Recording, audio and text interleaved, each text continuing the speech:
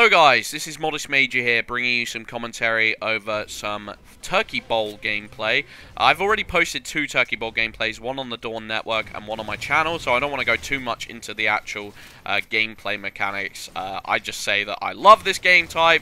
Funnily enough, I was actually playing with a full party of friends, and I wasn't really expecting a gameplay at this point, because we were having quite an in-depth conversation. But just something about the way that the map works on this and the barriers and the thruster packing through barriers seems to really suit my playstyle. It's very centered around guerrilla warfare, making small concentrated attacks and then getting out of there as quickly as you can. And I love that personally. I love finding innovative and interesting new ways to use the limited cover. But anyway, I had a topic that I wish to discuss today, and that's regarding the state of competitive gameplay on consoles, because within the last 5 to 7 years, we've seen a real shift in how gameplay works in the multiplayer play space, and what the core philosophies revolve around. And basically, you know, casual gameplay has started to dominate this. Starting with Call of Duty, of course, and moving into the Nintendo Wii and seeing how much that sold just being on a casual basis. And it was no longer a matter of the better player wins, but more a matter of how can we make this more rewarding and more accessible for players of every background, regardless of if they'd maybe put a lot of time into the game. And it's not just Call of Duty and Nintendo Wii that have decided to adopt this gameplay design, but games like Gears of War, moving from Gears of War 3 to Gears of War Judgment, they dumbed down a lot of the gameplay elements, added in loadouts, you know, changed the game types themselves to be more centered and tailored around casual gameplay, moving from Execution and Warzone to TDM-based gameplay. Then, obviously, Halo. We've got Halo 3 to Halo Reach to Halo 4. You can just go on any single forum out there and see the masses of complaints about the casual, dumbed-down Halo 4 gameplay experience. And I'm not trying to hate on it, and I'm not saying I 100% agree with that, because in my humble opinion, Halo 4 is the most competitive FPS that we've got on console right now. And that is what I continue to play at, but a lot of people don't think it's competitive enough, and therefore move towards the PC play space. And, you know, it's not just these main FPSs. I mean, obviously, you know, Call of Duty is going to be the prime example any day of the week, with the Infinity Ward games getting more and more casual with each iteration, and just rewarding players for pretty much just being able to aim and raise their gun with, like, care packages and stuff like that. You know, that's always going to be the prime example. But even on the Nintendo side of things, you got games like Super Mario Kart taking casual elements, which you can really make comparisons to Call of Duty, because, you know, the lower place you are in Mario Kart, the better the power-up is. But on the Nintendo Wii version, the lower placed power-ups were just insane. You could get something called a Bullet Bill that could take you from 11th place to 3rd place just by pressing one button. And then Super Smash Bros. Super Smash Bros. Melee to Super Smash Bros. Brawl. Obviously, Super Smash Bros. Melee was an incredibly competitive game, played on the MLG circuit.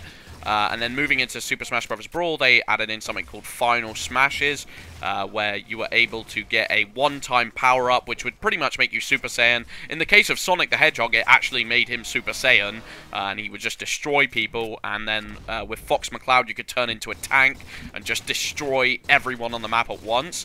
And it just seems to be the you know, the design philosophy that everyone is moving towards right now, and I've got to say, I hate it, and I'm really, really hoping for change moving into this next generation of consoles, because in all honesty, you know, competitive gameplay is what I grew up with, and, you know, I'm not going to say I hate casual. In fact, I think it definitely deserves a place in gaming today, and it was something that was really fresh at the time it came out, because a lot of these games that were coming out on the SNES era and the NES era, and even, you know, N64 to some extent, they were hard, and some of them were too tough, and some of them would turn off newer players. And, you know, when the Nintendo Wii came out, for example, Wii Sports was something that so many gamers played that I would have never thought would put their time into a game. Like, my family, for example, are pretty anti-gaming, they're not really into it, and the Nintendo Wii was something that just felt a little bit more realistic. They knew they wouldn't have to put a lot of time into it, and they could get some instant access fun to it.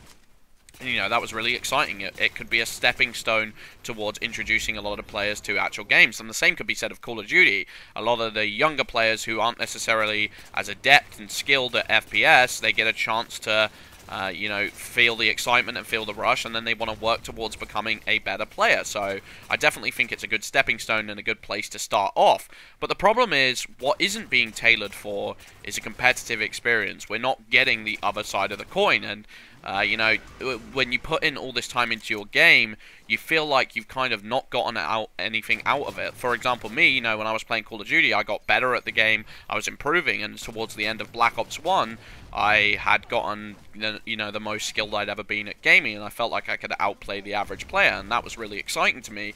But then I didn't have a game when I could step up my skills and go, you know, now I've gained these skills, I can put them to use in X game or Y game. There was no X game or Y game. You just had to stay with Call of Duty because that was the most popular game on console.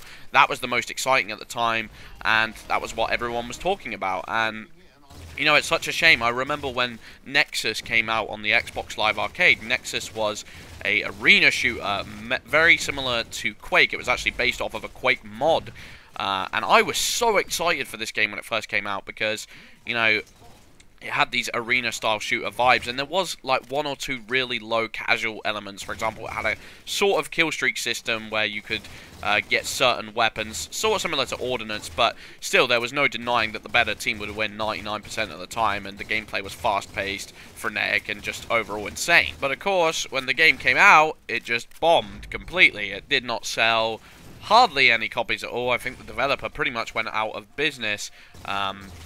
And so did the publisher who published the game, THQ, not only because of the loss of Nexus, but also I think they made losses on Homefront and other games of that nature. And I'm not going to say it was 100% just because it was competitive and people didn't want to play it. I think there were genuine problems with the game. Like, once again, they kind of had the problem that that Halo 4 suffered, in the fact that they blended a little bit of casual into the competitive, and the competitive people were turned off, and so were the casuals because of these, you know, slightly kill streak-ish elements. But there was also problems, you know, regarding the fact that it wasn't put out by a AAA developer, so they didn't necessarily have the best servers, the greatest amount of servers. There were problems joining games, problems getting kicked out of games, etc., etc.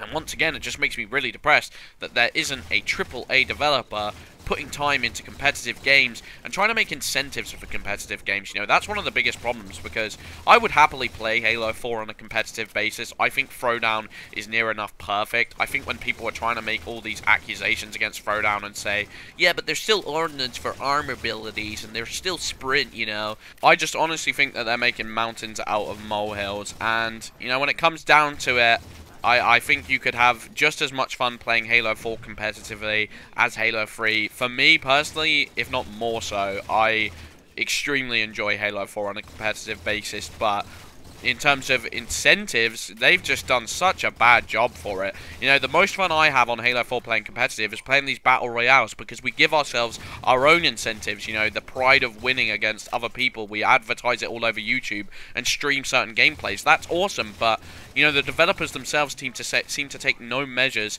to make it more entertaining to play competitively and give you these rewards, give you these incentives, and say, you know, you're going to gain armor pieces, you're going to gain a rank, an in-game rank that you can show off to other people. And nowadays, it just seems like, in general, developers, they make all these efforts to appease the small, long-term players who put in very small bursts into the game, and they want to make it as exciting and as fast-paced for them. But the long-term gameplays are kind of shuffled to the side. It's like, you know, if you put a long time into this game, you're not really going to gain anything out of it. We just want to make sure that you play it enough, you play it a little bit, and you have fun with it whilst you're playing. And, you know, it sucks because the old games of the, you know, the old school era of gaming, they wanted you to put long time into the game. They wanted to draw it out. They wanted to make it as exciting as possible.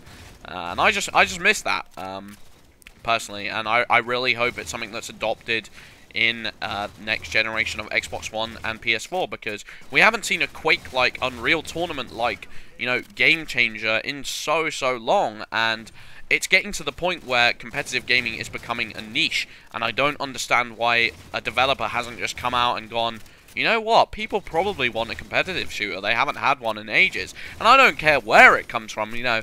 I'm not a Halo fanboy, I'm a competitive gaming fanboy.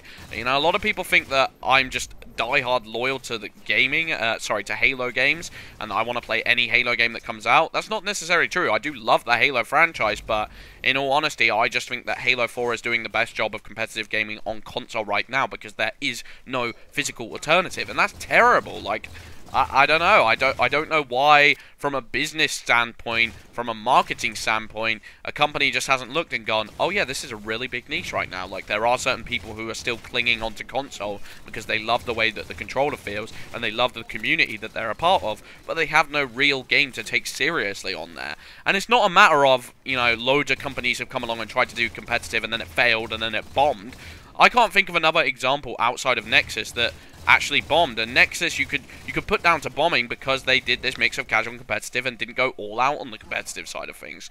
And I don't get it. Like, I never get business. They just seem so reluctant to change, and, you know, I guess it's part of the recession and the fact that, you know, developers are really scared to take risks because so many publishers have gone out of business and stuff. But I honestly see it right now as more of a risk structuring your game around casual gameplay than it is structuring your game around competitive, because competitive is just something that so many players are demanding for. If you go on any forum, people are wanting the most competitive game they can get, and Treyarch themselves, the developers of Black Ops, they're getting so much good reputation in comparison to Infinity Ward for listening to the community and trying to structure their gameplay philosophy around more of a competitive edge and making sure it works on competitive, making sure they stream it correctly, and the community are loving them for it.